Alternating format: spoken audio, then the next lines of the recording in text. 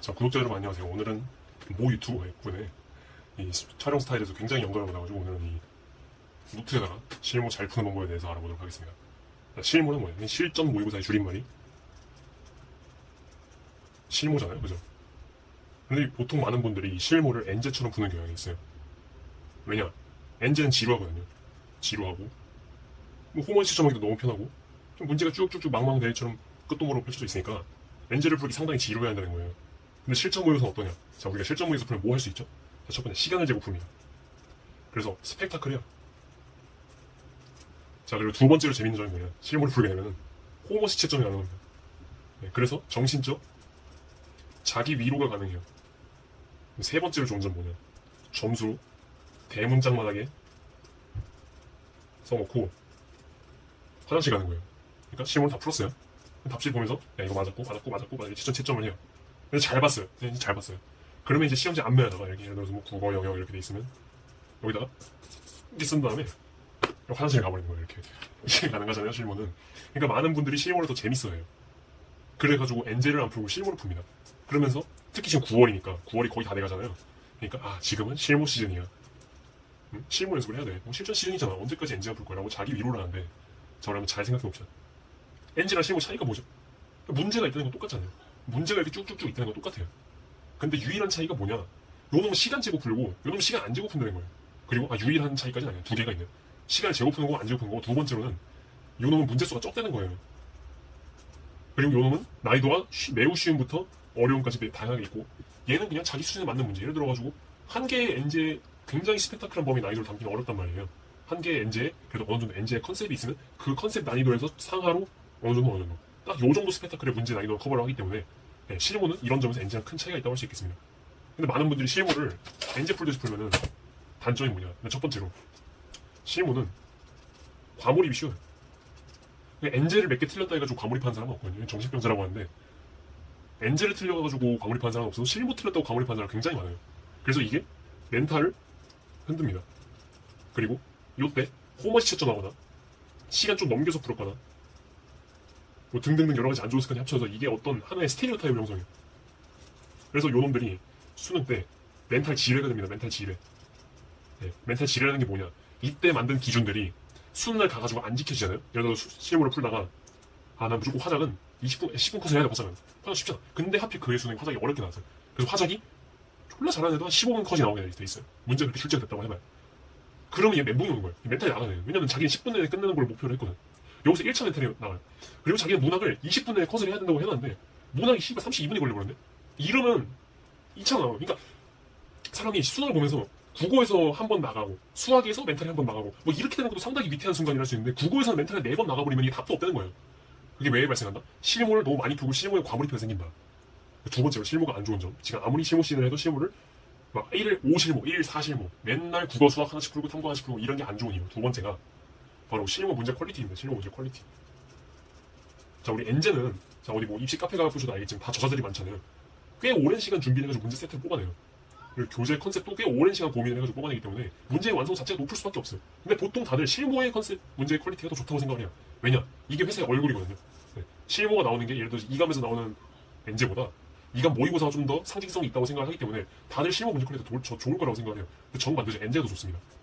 그리고 실무가 문제 퀄리티가 가끔씩 매우 구려요. 왜냐하면 사실적으로 생각해봐요. 수능은 한 학기 동안 최고의 인력들을 모아가지고 감금해가지고 플러스 금융치료까지 해주면서 문제를 만들어요. 근데 요거를 그대로 지어놓은 걸 일주일에 한 번씩 뽑아내고 최고 인력도 아니고 이걸 일주일에 하나씩 뽑아내고 감금도 안 시켜요. 그리고 이 문제 퀄리티 수능에 비해서 어떻게 돼요? 매우 낮은 거죠. 물론 모든 실무가 그렇다는 건 아닙니다. 가끔씩 가다 이런 실무가 나온다는 거예요. 그렇게 된 문제는 뭐냐? 이번에 다시 가게 됩니다. 이 안 좋은 퀄리티의 문제를 풀어가지고 막 과몰입을 하면은 과몰입돼서 멘탈 나가요. 실무 자체에서도 과몰입한 멘탈 나오고 실무 퀄리티가 안 좋았는데 퀄리티가 안 좋아 자기 웃긴 거를 실무를 못 푼 내 탓이라고 생각하고 1번한테 돌아가고 1번 때 또 멘탈 나갑니다. 이게 또 실무를 많이 풀면 안 되는 두 번째입니다. 그리고 마지막 세 번째 이유. 이게 제일 중요한데요. 아니 문제 풀 거면 엔제를 풀어라 이거예요. 네? 아니, 왜 문제 풀 건데 실무를 풀고 있어? 실무 회당 12,000원 막 이렇게 하잖아요. 근데 이거 30문제, 뭐 국어 같은 게 45문제 이 정도밖에 안 들었거든요. 엔제 하나에 12,000원인데 문제 300개, 400개 들어있어요. 네? 아니, 그러니까 가성비적으로만 보나. 네? 그리고 우리가 돈이 무한정 있는 게 아니잖아요. 어느 정도 버젯은 가지고 예산 수준을 가지고 수험생활을 시작한 걸 텐데 매번 실무 풀면은 그래서 우리가 300문제, 400문제를 실무로 풀려고 하면 12만 원 내야 되는데 엔지로 풀려면 12,000원 내면 돼요. 그러니까 문제를 풀 거면 엔지가 효율이 압도적으로 좋고 2번에서 말한 것대로 실무 퀄리티가 낮고 엔지 퀄리티 오히려 높기 때문에 여기가 오히려 낮고 여기가 오히려 높기 때문에 문제를 양질로 풀 수 있는 건 엔지라는 거예요. 그러니까 여기 자 그렇다면 실무를 어떻게 풀어야 되는가? 어떻게 풀어야 하는가? 첫 번째, 하루에 2개 이상 풀지 마세요. 왜냐면 하루에 2개 이상 풀면 효율이 떨어지고 엔지만큼 양치기도 안 돼요. 그러니까 실력 올릴 수가 없어요. 왜냐면 실무는 엔지랑 다 똑같은데 실전 연습만 되고 문제수 적은 거라고 그랬잖아요. 근데 문제수 적은 걸로 막 100번 이렇게 붙잡 풀고 있고 앞에 막 의미 없는 1에서 10번 같은 거 막 풀고 있으면 이게 도움이 전혀 안 되죠. 실무는 실전 연습에 방점이 있는 거예요. 그러니까 실무는 무조건 실전 연습에 방점이 있는 거고 그래가지고 호버시 채점하면 안 되는 거고 그래서 시간 넘겨서 풀면 안 되는 거고 그래서 제일 중요한 거 실무 풀다가 화장실 갔을 때 타이머 끄고 가는 새끼들이 있는데 그러다 수능 망합니다. 예. 실무 보다가 이제 5초이 내려 화장실 가잖아. 그러다가 이제 타이머를 끄고 간다고. 그럼 이제 좆되는 겁니다. 두 번째, 절대 아날로그로 무조건 시간 반환. 이거 왜 중요하냐? 예를 들어서 이게 왜 중요하냐면 이다시 첫 번째로 니들이 디지털로 시험을 볼 때 디지털로 시험을 볼 때 나는 2분 남겼을 때 마킹을 시작을 해야지. 2분 딱 됐을 때부터 마킹 시작해. 근데 수능 시계에서 여기가 딱 정렬 시점이고 한 2분쯤 남았을 때 나 마킹 시작해야겠다. 근데 이 새끼가 알고 보니까 30초가 빨랐어. 아니 40초, 50초가 빨랐어. 그럼 마킹 다 못해. 그럼 좆되는 거고. 두 번째로 이건 좀 그나마 양반인 케이스인데 두 번째로 디지털로 볼 때는 이렇게 보이잖아. 많이 나오는 거 같잖아. 이렇게 되잖아. 근데 갑자기 그러면 졸라 시간이 적게 나오는 걸로 보여. 근데 수능장에서는 똑같이 3분의 1이야. 그러니까 시간 운용 감각 자체가 다를 수밖에 없다는 거야. 그래서 내가 추천하는 거 뭐냐? 첫 번째는 카시오 수능 시계 하나를 사. 시간 체크는 무조건 얘로 해야 돼. 얘 보면서 실무로 풀어.